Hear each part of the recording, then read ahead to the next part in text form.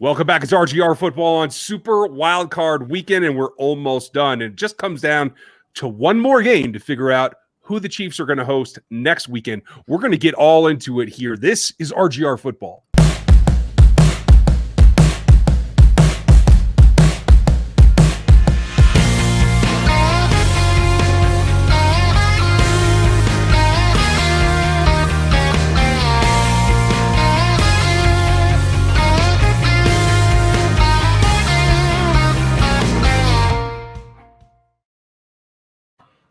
Welcome back to RGR. I'm Ryan. This is us going rogue. This is Dan Harms. How are you, Dan? I'm hanging in there. I've got a 2-year-old that goes to, her gym classes and stuff like that. So I'm dealing with a little bit of a cold. Hey, they are the super spreaders all in and of themselves. Mine are about to go back to school too, and you never know what's going to come home after that. So it is what it is. And the state of health in this household is something that's always in flux, as is evidently all of the playoff matchups. We saw a number of games the last few days. I got a couple right. I got a couple wrong. How are you feeling about the level of play on Wildcard Weekend? I have not been impressed with anybody on Wildcard Weekend, to be completely honest with you. The level of play has seemed pretty stagnant, and then maybe the Colts played at the top of their level, but it still wasn't that good. And you kind of saw that against the Bills, who did not show up to this game for the most part. They had some weird things that they decided to do in that game. Didn't really let Josh Allen do everything he's been doing up to this point. And whether that was because of the Colts defense or not, I haven't actually looked all the way through it yet.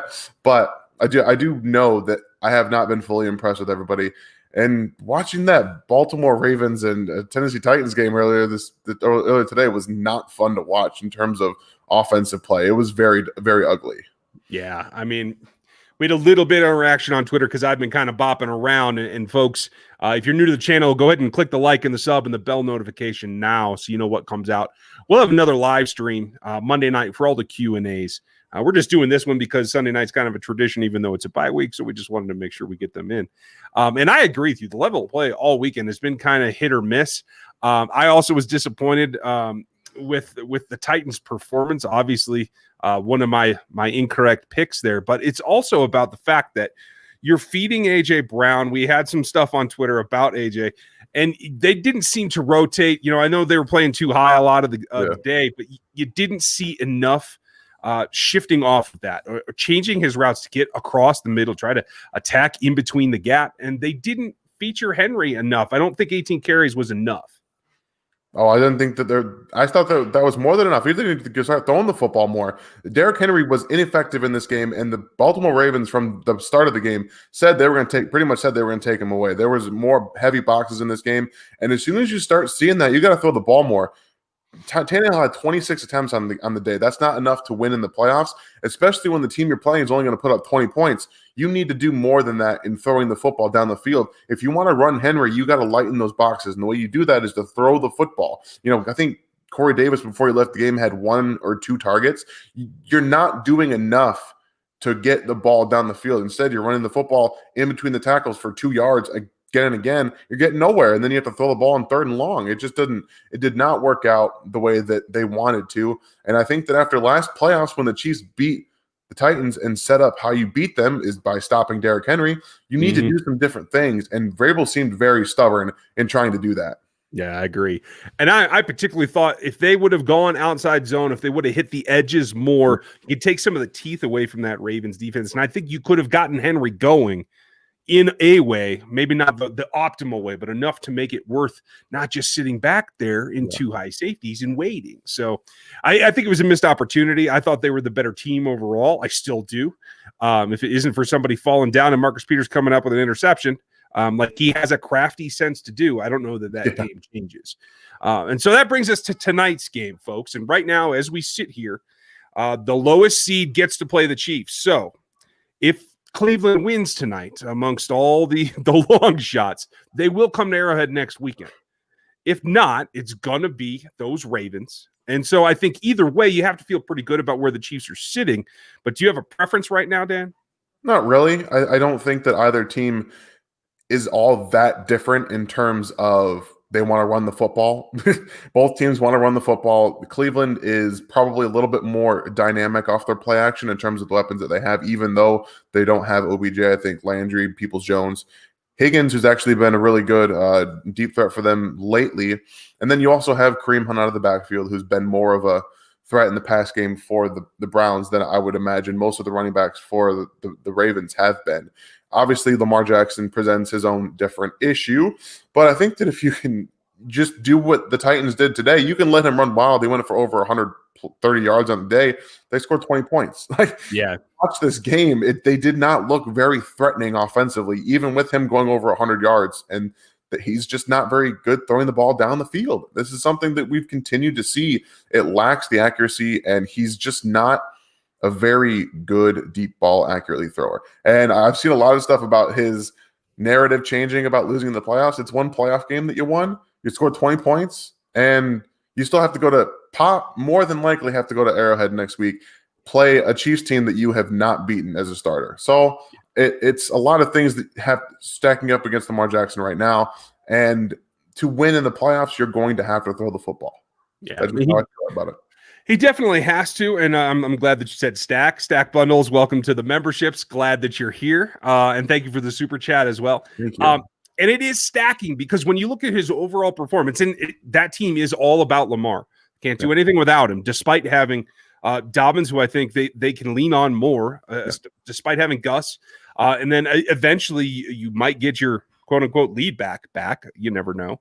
But at the end of the day, what did he put up? It was like a 60-40 split in his total yards, right? He ran for 135 or whatever. So that is something that's always an X factor. But the Chiefs have shown that they're able to combat that pretty well. I won't say perfectly, but when they are in dime so much, it lends itself towards that direction. So I agree with you. I think if they're going to have any chance, it's going to be about trying to get somebody to break them down. I was encouraged a little bit for Hollywood a little bit. It seems like he progressed. I kind of discounted it in the regular season, but making some big catches, I think, on Wildcard Weekend kind of sets him up to be a little bit more of an emphasis going forward. Well, I agree with that. I think that they did some things schematically to get him the ball in space, and the Titans defense, even though it looked like a top 10 defense against the Baltimore Ravens today, it's not very good. They don't have guys that can typically do much down the field. And even though they had one play where Hollywood went down the field and he wasn't unable to get it, it was right after his injury. He looked like he cramped up a little bit. And I don't particularly think that the Chiefs will let Hollywood Brown get loose in this game. I think they'll do what they can in terms of getting guys up on him and be physical with him, because I don't think he's very good against press coverage. I don't think he can get off of it very easily. And that's what I think that they're going to have to do. Because you look around, their offensive weapons are not good. They're not very dynamic. They're not going to be able to push the ball down the field to where it really threatens you. So if you stop the run game on the ground, you do everything you can to get them in some third and long situations here sporadically, because they're not going to stop them every single time. I think that they're going to do what they can to run the football, as we've seen against the Chiefs defense, who isn't perfect against the run. They don't necessarily care about stopping the run all the time. That's not what they're built to do. Yeah. So it'll be about the Ravens finding a way to get some of their more offensive guys like Miles Boykin, possibly Willie Snead, open in the intermediate parts of the field and using Hollywood Brown more as a decoy to allow for that to happen, I think. Yeah, I think it's a reverse of what we saw earlier in the season, where it's got to be Hollywood setting up Andrews, maybe coming back underneath with somebody else as well. Willie Snead played terrible today. Like, he usually is somebody who plays really well against the Chiefs. Yeah. So don't discount that too much, folks, because he's still going to have that edge. There's just something about that matchup. He's there's something weird about Willie Snead, man. Yeah, I'm with you. It's tough. Will, I'm glad that you enjoyed that. We thought that this is the best time. Just put it on the calendar and go with it, since we don't have a game to react to. But Chris, next week, when there's only 4 games on a weekend, it's usually going to be a late game and an evening game kind of setup. So they'll announce the times. I don't know if they're going to do something different this year. I felt like they shot the Bears Saints game in like 60 frames a second or something like that, because interesting. Yeah, the on-field camera visual was a lot different. I don't know if that has to do with the Nickelodeon simulcast. I think it might. It definitely looked, but they did the same thing with the Rams game. Some of the shots they used looked more cartoonish than they did on the other stream. So they're maybe trying something out for the playoffs, and it looks a little bit like Madden almost. Yeah, like heightened contrast, a lot more popping colors. Alex, I appreciate that. Thank you very much. And let us know, what do you guys think of that particular camera angle they used? Because if it goes over well, I'm pretty sure they're going to use it for the Chiefs game as well. Probably. So let's see. We got a question from Alex as well. Do you think the Chiefs are at the top of everyone's list when in free agency and wanting to chase rings? I think they're certainly up there. If they're able to put a second one together, I'm sure that they will rise to the top of everybody's list, to tell you the truth. More than likely. And that's exactly what they're going to try and do. And that brings me to a point where I think that it's starting to look more and more like Sammy Watkins is going to be a Chief next year. I really, truly believe that you can do everything you can to keep him on this team, because as we've seen, when he or Hill is not on the field, things change for this offense. And he is one of the guys that really makes it go, regardless of whether or not, he's fully healthy. I think that now we're going to see that again in the playoffs, which is something that you bring him to this team for. He is a clutch playoff guy, and he's shown it the last 2 weeks. So I look forward to seeing Sammy Watkins in the very first playoff game, because I think that he's the guy this offense should focus around early. That takes a lot of pressure off of Tyreek Hill, off of Travis Kelce, especially because the defense will have to do something. What are you going to do? You're going to still double Hill. You're still going to double Kelce. What are you going to do when Sammy Watkins is out there running wild? So that's what I really want to see, and I hope to see that in this playoffs. Well, I think I like that concept. Sammy does seem like he's willing to take another cost reduction, and that's fine with me. Yeah. My question is, does that then allow us to basically have Pringle as the number 3 through the season, and Sammy can just play the playoffs? Yes. It really should, because you're going to let D-Rob walk, I would imagine. I think that he's more than likely out.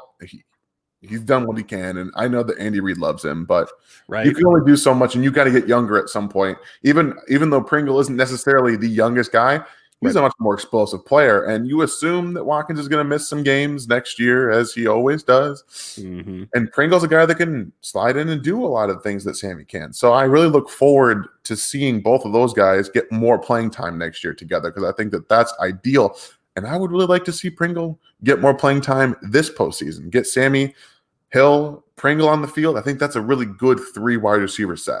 Yeah, I like that as well. And I am 99.9% certain there will be another draft pick that will be involved in that crew as well at the wide receiver position.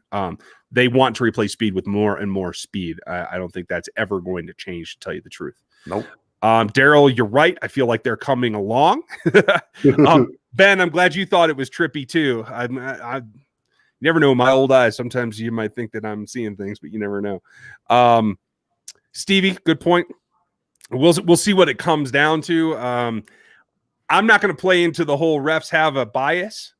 I think there's some natural biases when you're trying to call a game and you know who's doing things. Like that call for Trevathan, that wasn't interference. I'm sorry. It was not. But when you're watching Hill and he's doing a pop pass and you think, hey, if it didn't, somewhere subconsciously, I think some of those refs have some preconceived notions that play into their calls. There's really no way around it. Joe Jackson, how are you? Did Thornhill look different in the Chargers game? I liked him playing hard, laying some wood. That's a good point. I didn't feel like he jumped on anything any faster than I'd seen before, Dan. Maybe you saw something different in your review.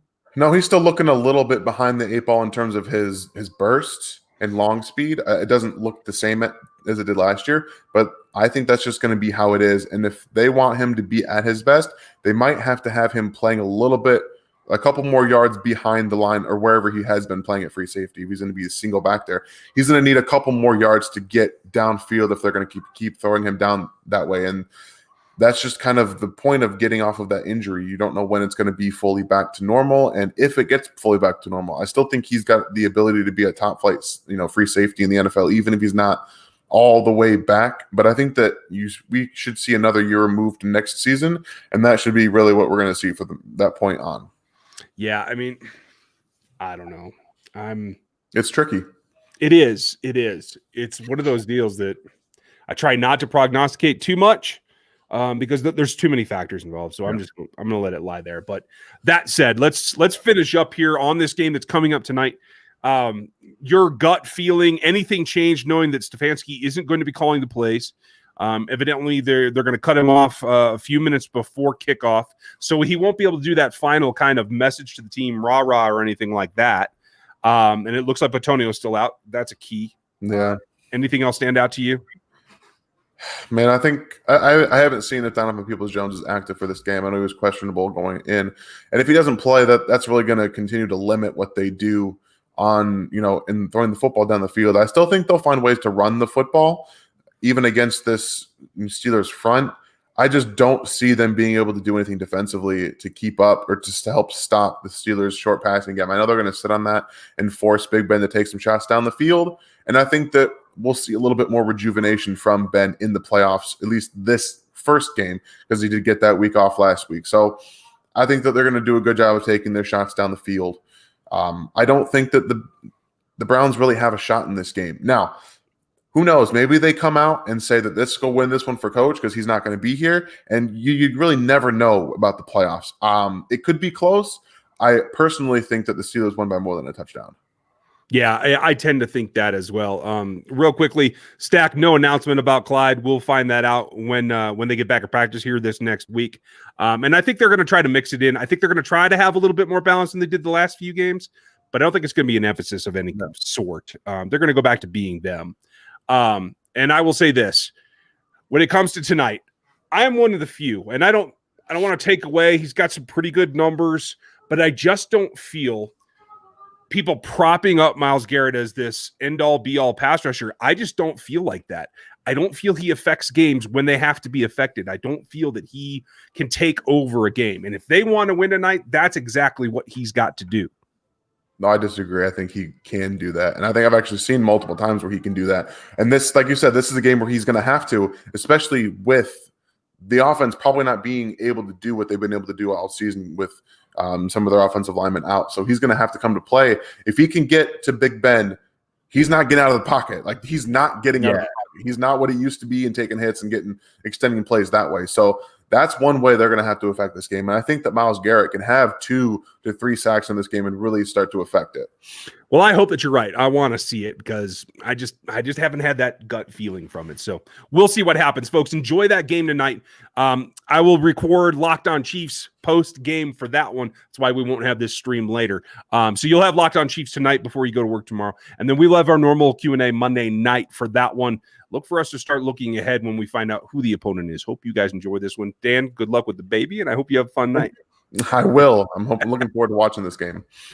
John Harris, just before we sign off, no update on Mitch Schwartz yet. We'll see if anything comes this week. I don't expect one. Thank you, guys. Enjoy the rest of your evening. We'll catch up with you